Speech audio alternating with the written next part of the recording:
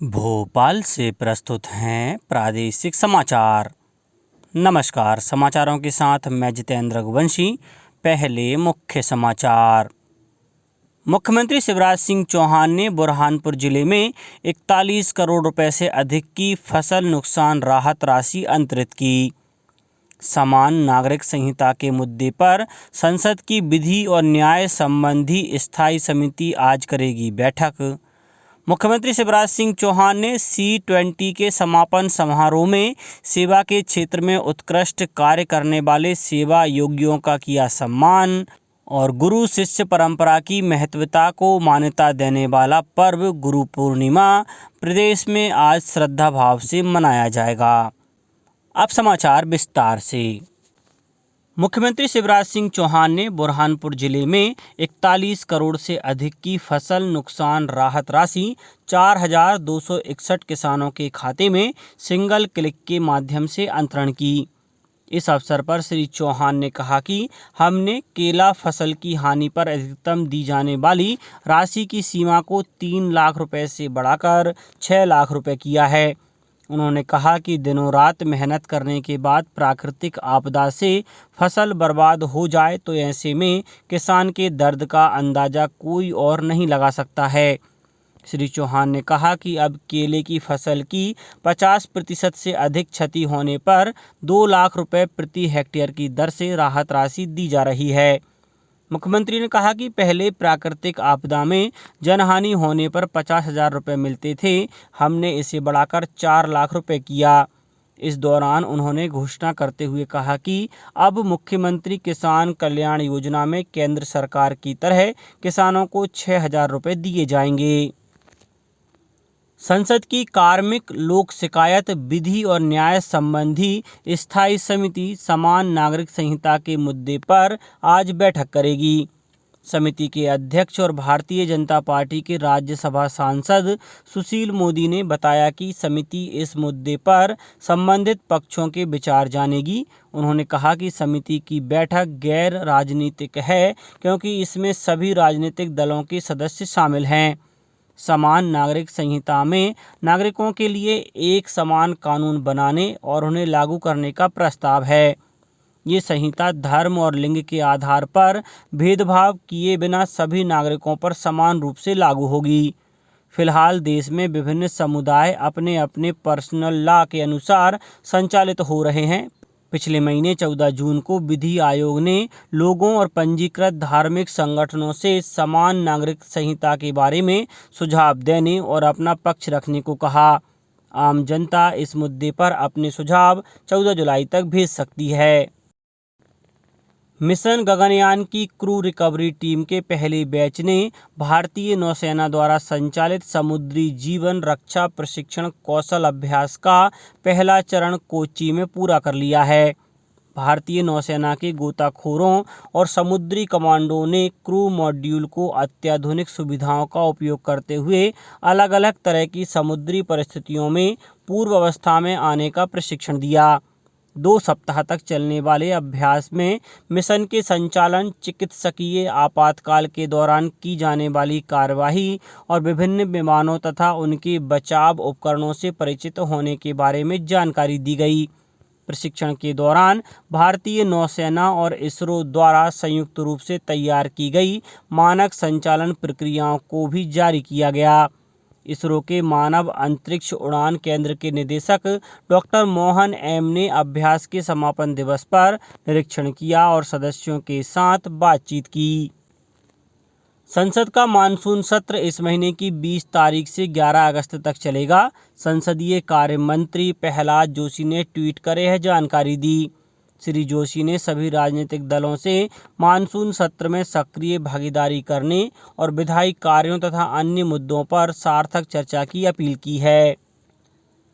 विज्ञान और प्रौद्योगिकी मंत्री जितेंद्र सिंह ने कहा है कि स्टार्टअप बौद्धिक संपदा अधिकार संरक्षण का उद्देश्य नवाचार और उद्यमिता को प्रोत्साहन देना है।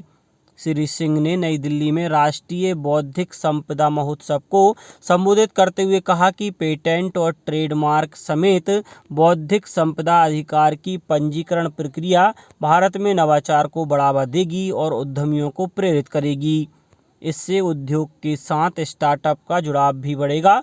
उन्होंने बताया कि ट्रेडमार्क की पंजीकरण प्रक्रिया का समय 1 वर्ष से घटकर 1 महीना रह गया है।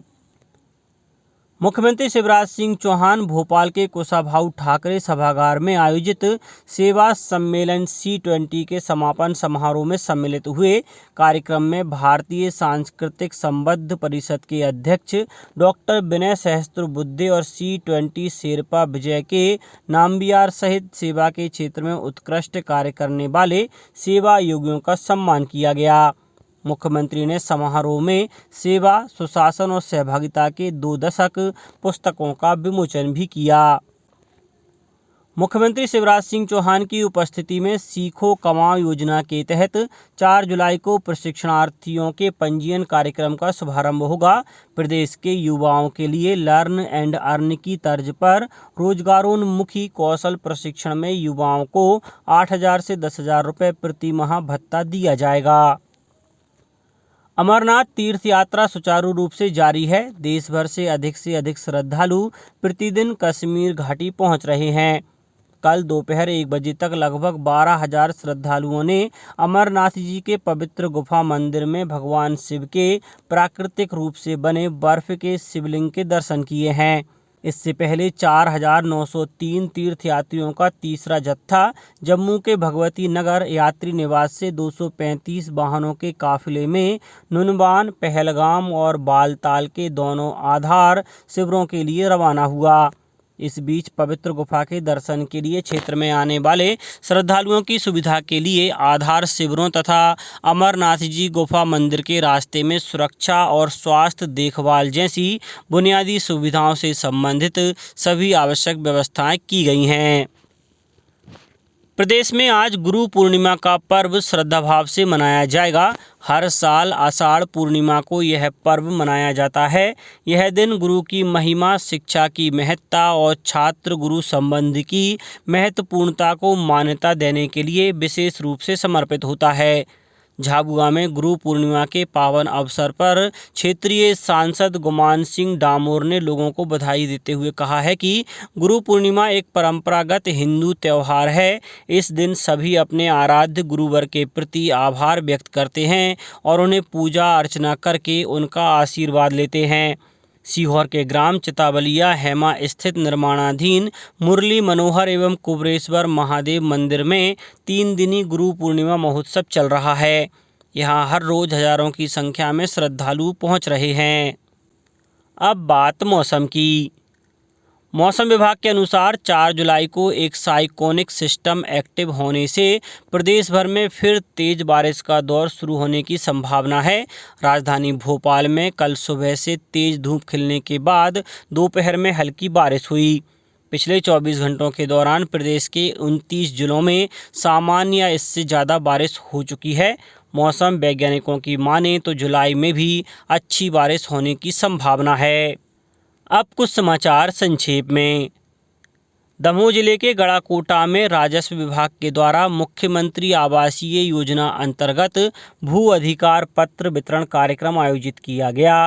रीवा के शासकीय आदर्श विज्ञान महाविद्यालय में प्रवेश उत्सव मनाया गया, जिसमें सभी नव प्रवेशित विद्यार्थियों का महाविद्यालय के स्टाफ और सीनियर विद्यार्थियों ने तिलक लगाकर स्वागत किया। सीहोर के मंडी क्षेत्र में रेलवे के मुरली फाटक के पास तेज रफ्तार से गुजर रही मालगाड़ी की चपेट में आने से एक महिला और किशोरी की मौके पर ही मृत्यु हो गई। वहीं आगरमालवा के बड़ौद रोड चौराहे पर एक बाइक सवार की तेज गति से आ रहे ट्रक की चपेट में आने से मृत्यु हो गई। और चीन में सितंबर में शुरू होने वाले एशियन गेम्स और बाकू अजरबैजान में अगस्त में होने वाली ISSF वर्ल्ड चैंपियनशिप में मध्य प्रदेश राज्य शूटिंग अकादमी की 2 शूटर्स ऐश्वर्या प्रताप सिंह तोमर और आशीष चौकसे ने भारतीय टीम में अपनी जगह बनाई है। अंत में मुख्य समाचार एक बार फिर।